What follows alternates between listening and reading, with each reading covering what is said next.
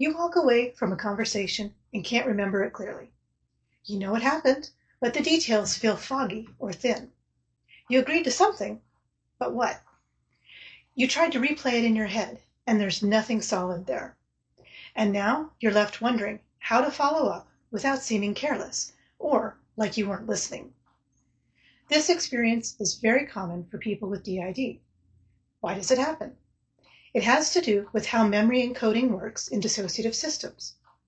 Before continuing, I want to make sure you understand that these fuzzy conversations are not the result of laziness, a lack of caring, inattentiveness, or early dementia. They also have nothing to do with your intelligence. If a switch happens during a conversation, the memory can become split between parts. Each part may hold a piece of what happened. You might remember how the conversation started and how it ended, but the middle feels like a blank space.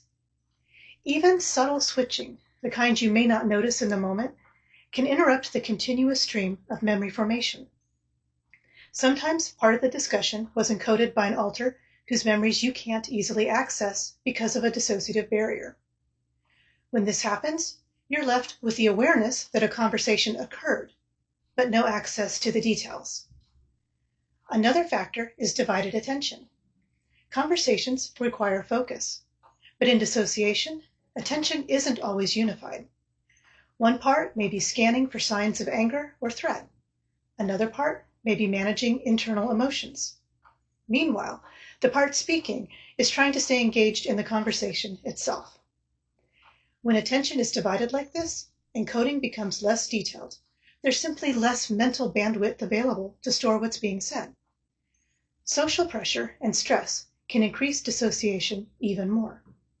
When your nervous system is activated, your brain prioritizes safety over detailed memory formation. In some cases, dissociation becomes strong enough that the experience itself feels foggy, which means there's very little clear information to encode in the first place. And monitoring yourself internally, trying to stay regulated, trying to manage parts, that takes a lot of mental energy. That leaves less capacity for strong, detailed memory storage. So when discussions feel blurry afterward, it doesn't mean you didn't care. It doesn't mean you weren't trying. It means your system was working hard to stay safe. Paradoxically, pressuring yourself to remember can reduce access because it raises stress levels at the very moment you need calm. If you'd like to understand more about how information barriers affect memory and dissociative systems, I explain that in greater detail on my website at the link in the description.